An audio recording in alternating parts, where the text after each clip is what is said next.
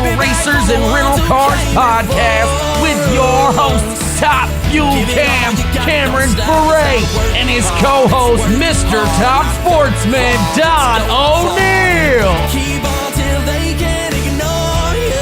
Put it up for the Wigan Warriors. What's up, Don? What's going on, Cam? It's another beautiful day in the neighborhood. It is. It is very beautiful. Isn't that what Mr. Rogers used to say? That's what he said back in the day. You're really going back to my childhood now, making me be the old guy. Maybe I should start changing my shoes right now. Like racers and rental cars. Like cue the intro music. I'm taking my flip flops on and I'm putting my other flip flops on. That's how they do it on the West Coast. All right. Is it like one pair of galoshes for you to another pair of galoshes? Hey, we've been like a whole 4 days with no rain. Shut it. Well, that's pretty impressive. Hey, you know what's funny that you talked about Mr. Rogers and I referred to being old, and today's episode is about the state of NHRA. That was quite the segue there, my friend. You like that, don't you? I do. You might have a knack for this radio thing. I don't know if it's actually radio. It's kind of like I guess it could be considered radio, but I don't see XM calling me up anytime soon. Yet. Yeah, yet. I don't know. I think I could give Harvick a run for his money for, happy hours. I like that. Kevin Harvick. You'll be the next Bobby Bones. I don't even know who the heck Bobby Bones is. How about the next Ryan Seacrest? No. Two Metro for you? Yeah, nada. Nope. I don't know. The guy's got a lot of money. You could probably race a lot of cars with the money that guy's got. Yeah, probably so, but I don't know that I can be, heck no. Ryan Seacrest? Really? No, I think that's up your lane. That's your lane. Hey, I'll be Ryan Seacrest all day. All right, so episode something or another. Show. We're going to talk. State of NHRA? Yeah, we said we're going to talk about the state of NHRA. Oh, boy. And it's in your state, too. Yeah, it's just up the street. Good old Glendora. Well, I got good old Brownsburg right up the street. I've been to the penalty box a few times. Yeah, well, it's something about people. People think that logo is like some significant authority in life. Should we start this with what NHRA stands for, and then what some people call NHRA, saying that it stands for? No, because we talked about being social media correct on our last episode, so we don't want to. This is true. Okay. So, for those of you that don't know, if you're into other forms of motorsports, NHRA stands for the National Hot Rod Association, founded by the late Wally Parks. Otherwise known as the Wally. Yes, but did you know that is not Wally Parks? Yes, I was privy to the conversation. Yeah, the conversation with Brian Loans when he explained how they came up with the Wally deal. Yep. Little fun fact for us. See, now you're starting to learn stuff on racers and rental cars. Yeah, but don't go trying to watch Jeopardy and think that you're going to impress somebody for $500, Alex. Dude, my mom was watching. I was over at her house, my parents' house, the other day, and she was watching something, and it was like, and I think she just turned the TV on, and it was on. What was that show? The Who Wants to Be a Millionaire, or whatever? Oh, and it was like fill-in daytime TV or whatever. Mm-hmm. And I forget what the question was, but drag racing was one of the options. And I'm like, oh god. And so my mom's like, oh, Cameron, do you know this one? I'm like, pfft. She's like, no, I know this one. It's not even drag racing. Never mind. I thought you were talking about RuPaul drag racing, maybe. No, but you do have to be careful when you set your DVR for drag racing, because there could be some things on there that you might not be interested in.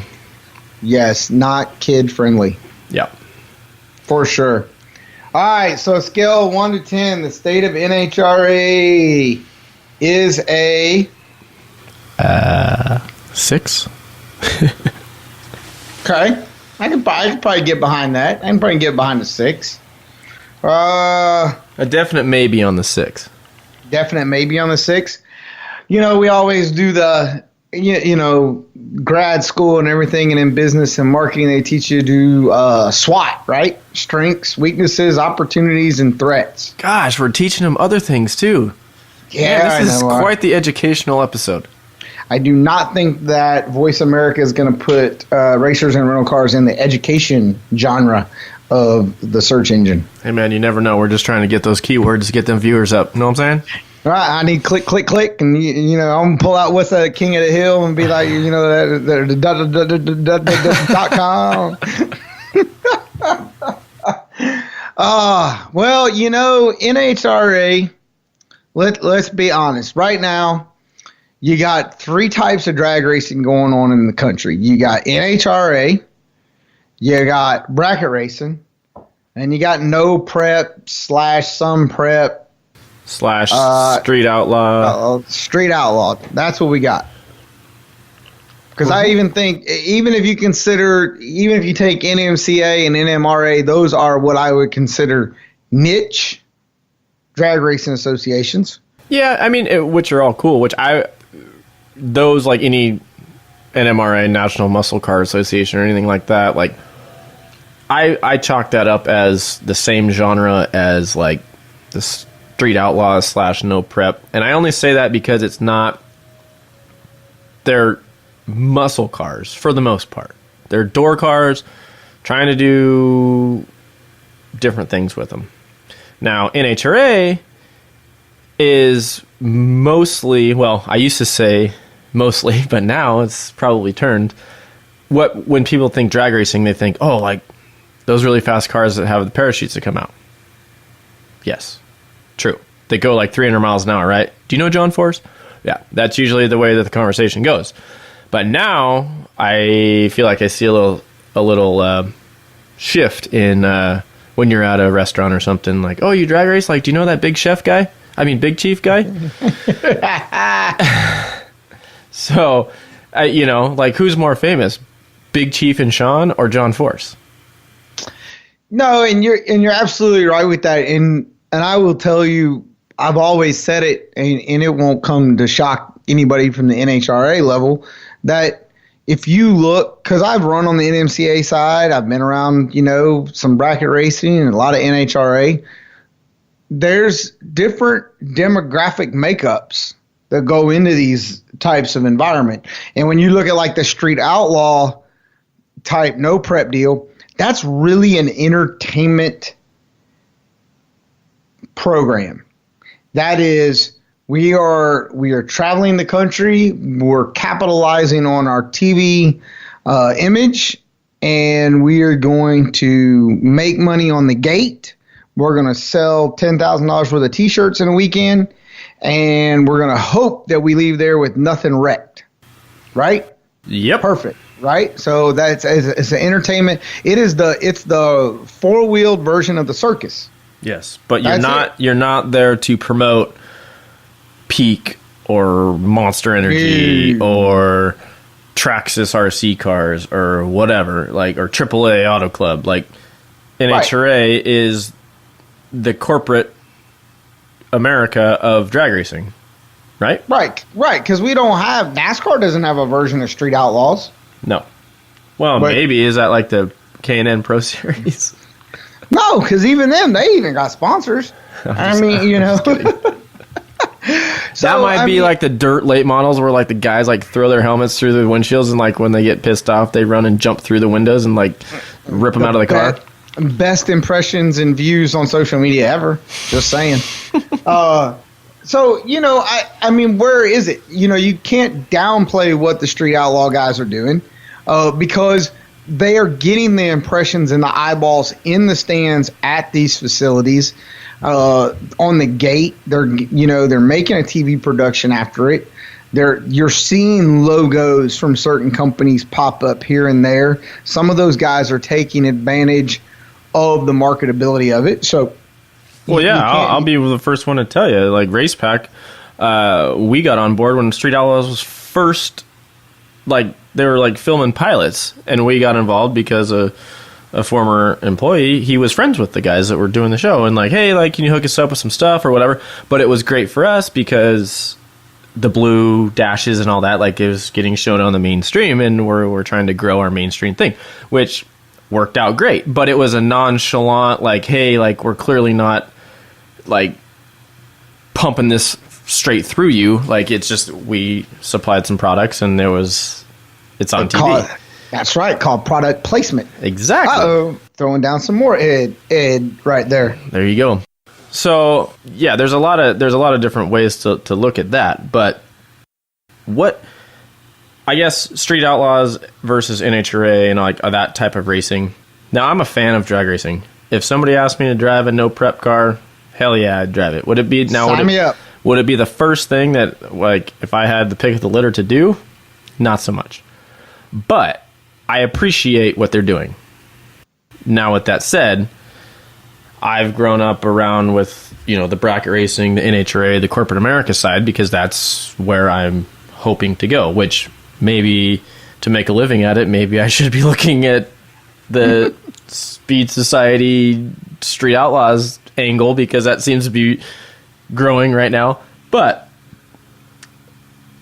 the pinnacle of the sport, everybody says, essentially is NHRA.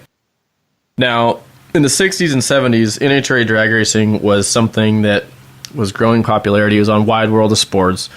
Frickin' 32 funny cars, all that stuff. It's all over the place, especially on the West Coast. Like, it was huge here. And, on all these tracks. And the cool thing about it is you could get three people that made okay money, right? They could run their team out of their garage. You get 3 partners together, and you could run a top fuel team and be somewhat successful, right? Like my best friend's grandparents, like he owned a bunch of the cars that Tom McEwen drove, like the Yakel and the Candy Striper, and like all these cars that Don Perdome and Tom McEwen drove. But nobody's ever really heard of Lou Baney unless you're like super into the sport, right? Historic. Yeah, so that just goes to show you that, like, it was more attainable for the everyday person to understand what was going on. Fast cars, hot rods, that was a mecca in the era of, yeah, I'm going to build a fast car, or I even have a car, so I want to soup it up. Nowadays, I guess there's a lot more challenges when it comes to making this stuff cool and exciting and edge of your seat. And, they say, drag racing was the first extreme sport. I love how everybody uses, bull riding was the first extreme sport. Drag racing was the first extreme sport. Motorcycles was the first extreme sport. They're all extreme. They're all cool. Like, whatever. But what are the struggles when it comes to everyday stuff? Number one is there's just so much noise in the world. Then compared to, I guess let me back up. Is NHRA declining in my eyes? Unfortunately, yes. It pains me to say that because I love it so much. But, it's because, partially I feel like it's because there's so much supercross, monster trucks, NASCAR, hockey, baseball, football, blah, blah, blah. Like, there's so much stuff going on in the world that, let's go to a drag race. Well, yeah, let's go to a drag race. It costs $75 to get in. You got to pay $25 a park. When I have a family of 4, it makes it really tough. When I have social media that I could just see the results anyways. Yeah, so here's more education for you. I joked around a long time ago, a long time ago to me because I'm old, like 2 years ago, I joked around that I was going to go on Amazon and order like 2 cases of the book, Who Moved My Cheese, and send it to Glendora, right? Because I feel like we had leadership, and once again, and I preface everything, my perception is my reality, doesn't make it wrong or right, but it's the way I vision things from not only the business side, marketing side, but also the racing side, is that you cannot move a sport forward with generation when the leadership is a generation or 2 generations older than the current generation that you're trying to market to and capture. What do you mean they have all that knowledge? No. So okay, so it's no secret. I drive for a family that's heavily in the RV industry, and we have a RV show for the past few years that's taken place in Louisville. And the first time I ever went to it, everybody that I was being introduced to was 10, 15, 20 years older than me. Now at this time I'm in my early 40s. And last year when we went, all these new young face executives are in here. Oh, those dot-com millionaires. Those dot-commers. Because we're doing there, it's the generational of the millennials. That is who we're trying to capture, right? Now, where's the problem? Here's the problem. The average age, I think, I could be wrong, I don't have the report in front of me, but I think the average age of an NHRA racer at an NHRA national event is 46 years old. I think that's somewhere in that ballpark. I don't think it's quite 50, but I think it's in the mid 40s if I remember right. And that's not who we're trying to capture as a new fan in the 40s, because we're going to have him as a fan for 10 years? Mm-hmm. But if we capture somebody in their 20s or their 30s, we could have them as a fan for 15, 20, 30 years. So I think we've lost our way on how we're trying to not only run the sport, but at the same time market our sport and sell it. And that's where, as they say, you get three people in the room, two of them don't get along together, and the one in the middle tries to get along with both of them. We've got a three-way tug of war going on here within NHRA. Mm-hmm. Agreed. There's so many ways that this conversation can go, and it's not, in essence, a bashing of NHRA in any means. There's a lot of struggles that come with this, and there's a lot of people that think they have all the answers. Do I have all the answers? No. Does Don have all the answers? No. But what we can do is we can bring up things that maybe have a new spin or a new approach. Sean and JR in their podcast kind of touched on it the other day a little bit, which I thought was amazing. So they summed it up really well. Here they make this countdown to the championship for NHRA. To win the championship, you have to qualify to get into the top 10, and then from there it's a 6-race, 7-race or whatever deal, right, to win the championship. The first race of the countdown, it was potentially going to rain.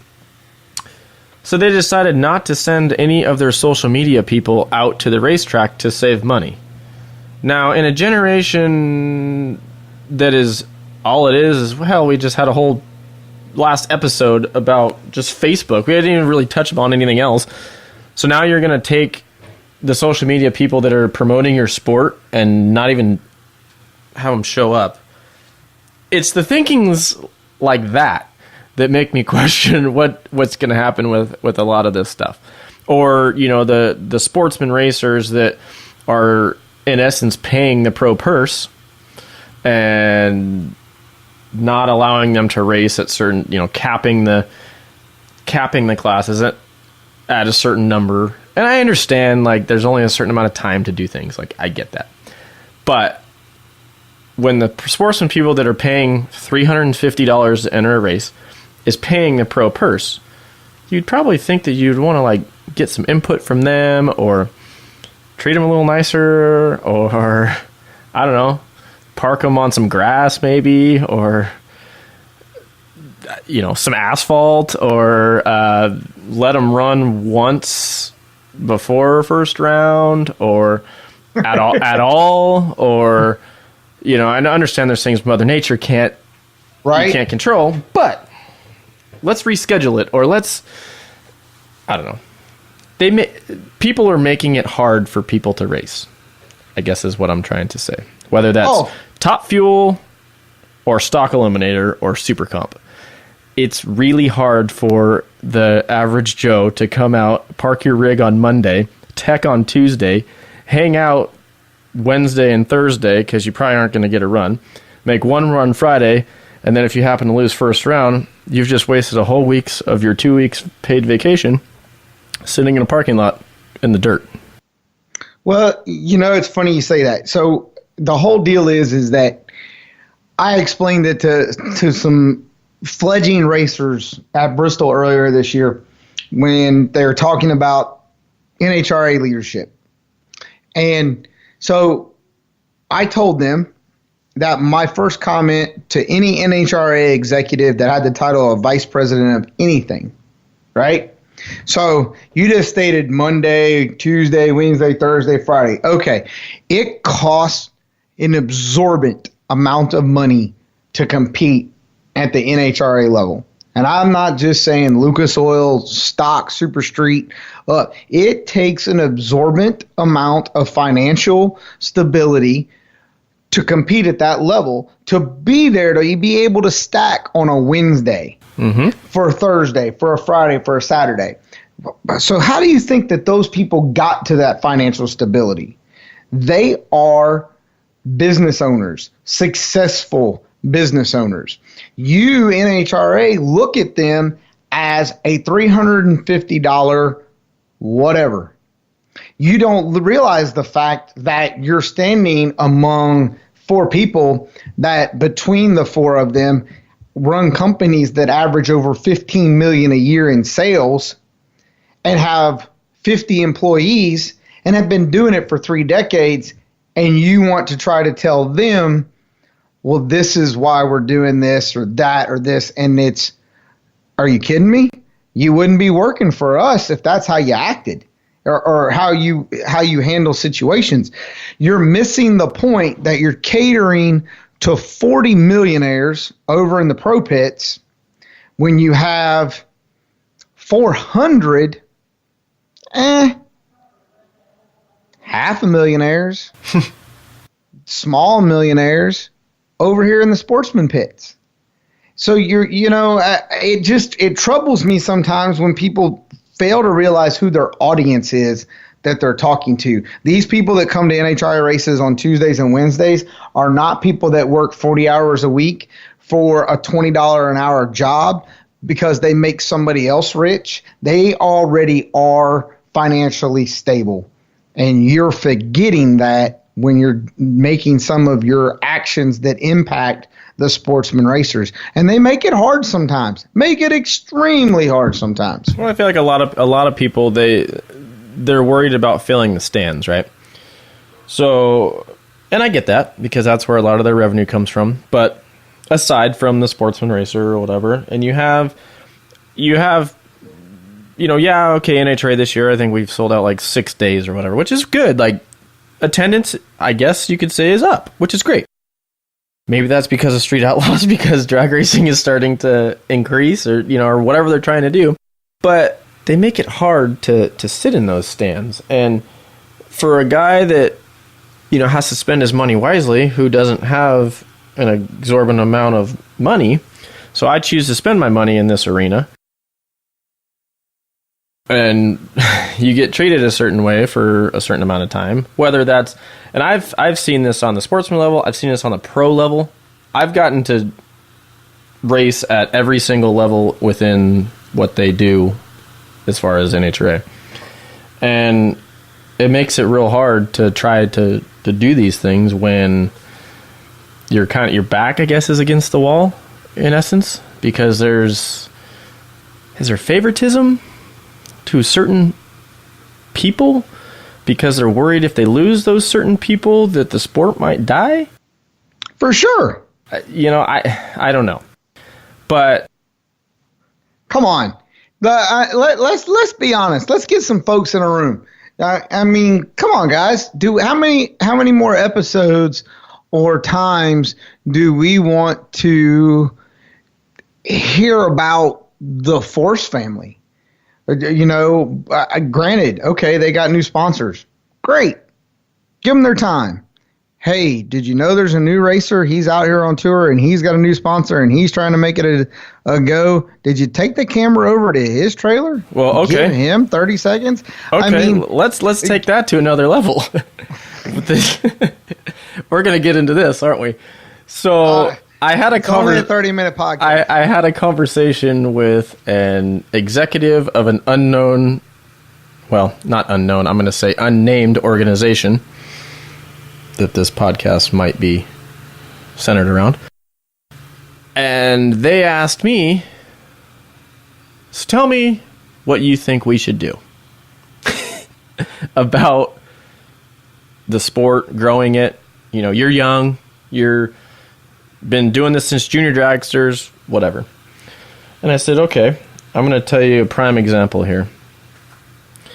I've been racing since I was 12 years old. I've raced junior dragsters, super comp, nostalgia, alcohol dragsters, now Top Fuel. It cost me an assload of money to make that happen. That I had to go acquire sponsorship, I had to do all this stuff, made my professional debut, best day of my life, right? I had to acquire sponsorship and a lot of money to do that. I did press releases, I did all this stuff, and I had to then, now mind you, I qualified for the event. I won first round. I beat the winningest driver in NHRA, like one of NHRA history's first round. And I got no TV time. It was my debut. I beat the best driver in the world. Just, I mean, first round, whatever. I mean, but it's like the highlight of my life, right? And When light came on. hell yeah, it did. And instead of showing people that, hey, like, this Joe Racer kid from the beach just started from the bottom, and now he's here, as dumb as that sounds. Instead, I had to go explain to my sponsors, well, how come we only got like 15 seconds of airtime when I'm trying in the 90-minute show? Yeah, when I'm trying to sell our TV package. And I said, that's a prime example of why it's hard for us, being the little guy, to try to get to become the DSRs, the Forces, the Colettas, and, you know, because that's where we all want to be, or at least I do. So, and the guy didn't even have a response. He's like, I'm really sorry. Why didn't you talk to somebody? I said, well, who am I going to talk to? You know, it's not, you guys don't care. You know, and all I'm trying to do is grow the sport, right? I'm trying to be the young, new, fresh face. There's a story there, right? Ask me what my middle name is. Ask me what I like to do on the weekends. Ask me. So the only thing that they did was they tried to make a big deal saying that I burned down Tony Schumacher. Which, I'm sorry, but I did not. But, you know, they tried to make something of that. And, you know. But so instead of making this a yay, yay, yay, yay thing, it just got shoved off to the side. Oh, yeah, you know. Cool. And then now I'm here still trying to find sponsors to get back into that circus. You know, it's bad from that standpoint to go and say, well, you know, what should we have done? What could we have done better? Go to Supercross and watch what they do. I honestly, I don't know how it's that hard. You know, we have an entry list. We got cap spots. Do some research about your drivers, where they're from, what's their backstories. You know, okay, here's the other thing too. Today's people. Now, mind you, everybody, Don is on camera right now. I can see him, and he's getting riled up. Go ahead. Yeah, and I only got a few minutes. I got to get off here. I got a conference call. Do some homework. Tell the backstories. Give the people in the stands somebody to relate to. Guess what? The guy in the stands that spent $400 to bring his family there to sit in the stands and eat $10 hot dogs cannot relate to the professional driver driving a race car with whomever's money on the starting line. They can't relate to that person, but they might be able to relate to the guy that owns the tire company that's back in the sportsman pits that, who knows, maybe this guy needs a new job. I don't know. I just, you know, I am getting riled up and I got to get on a conference call. But you have to help sell the sport. get the people that have great stories to sell the sport. And I'm sorry, there are a few people that are in the professional ranks that are phony. They're fake. They don't know what a good day's work is. And people in the stands know that. They know that. Well, at the end of the day, all you have to do, it's very simple. You said promote the little guy or whatever, even if it's the big guy, who cares? But sell a story. Like, I mean, it's not the same for people. Like, people, I get on forums all the time, and that's all people bitch about, and they're not even in the racing world, you know. And it's like, yeah, and it's hard for a guy like me that's trying to be that to do it. Like, but go to Supercross. The Feld Entertainment promotes the riders, their sponsors, everybody else. They're not just trying to take all their sponsors and sponsor the series. They're hey, so-and-so's got a reality show on MTV about his Supercross, whatever. You guys should go watch it. Instead, you know, on our side, we got to pay however many bazillions of dollars in order to even have a camera there to promote their sport. So yeah, I totally agree.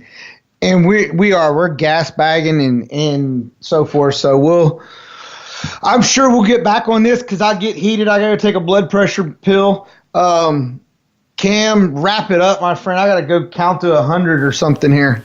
All right, Don. Well, appreciate it. And thanks for racepack.com and dragsforsale.com and Voice America for letting us express our opinions.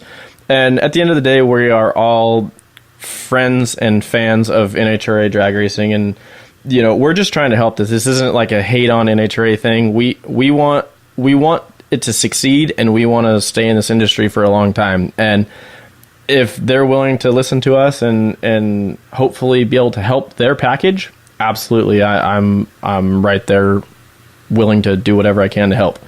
And if not, and it's just noise, then I guess I was able to feel a little bit better about my stress. Call me. I'll get on the board. Sounds good. Well, thanks, guys, and we will see you next week. Let's put it